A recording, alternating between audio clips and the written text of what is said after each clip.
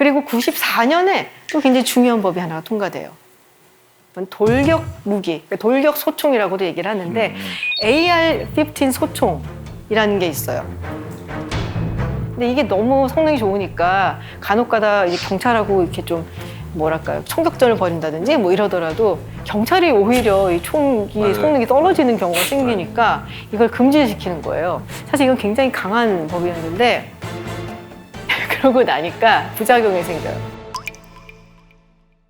이 공격무기금지법에서는 이 장탄수를 10발 이하로 규제를 했거든요.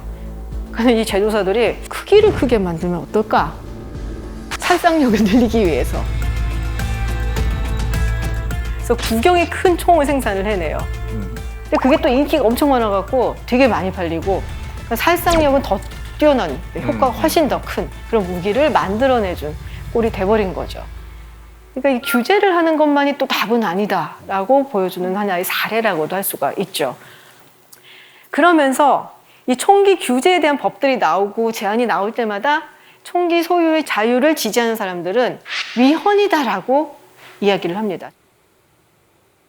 그 반대로 총기를 규제해야 된다라고 강력하게 얘기하는 사람들은 헌법에 명시는 돼 있지만 거기서 민병대라고 얘기를 했고 지금은 연방정부가 뭐 그렇게 주정부라든지 개인을 억압하는 건 아니잖아. 현대식으로 좀 생각해야 되지 않겠냐. 그러면서 계속 싸우는 거예요. 그런데 2008년에 아주 흥미로운 판결이 하나 있었어요. 이와 관련해서. 특히 워싱턴 DC 같은 경우는 굉장히 이 총기에 대해서 엄격한 규제를 하는 곳이에요. 당연히 총기를 가지고 밖에 나가는 건 안 되고 집에 2대 이 총탄하고 뭐 이런 거 다 분해를 해갖고서는 2개 한 거예요.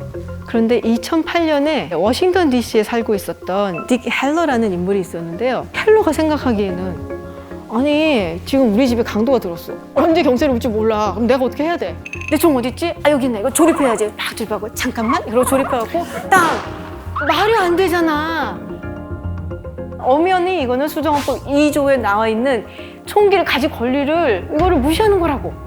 그래서 이거 소를 제기를 합니다. 그래서 이게 연방대법원까지 올라가요. 어떻게 판결이 났을까요? 주장이 맞다고 저는 승소했다고 알고 있는. 맞아요. 당시 5대4의 판결로 네, 이 워싱턴 DC의 규제법은 위헌이다. 그러면서 규제를 주장하는 목소리들이 사실은 많이 제어가 당하는 듯한 이제 그런 분위기가 만들어지기 시작을 하죠. 그런데 여러분 그 영화 중에 좀 옛날 영화긴 한데 스크림이라는 영화 아세요? 알아요. 닮았. 첫 장면 기억하세요? 전화. 하이.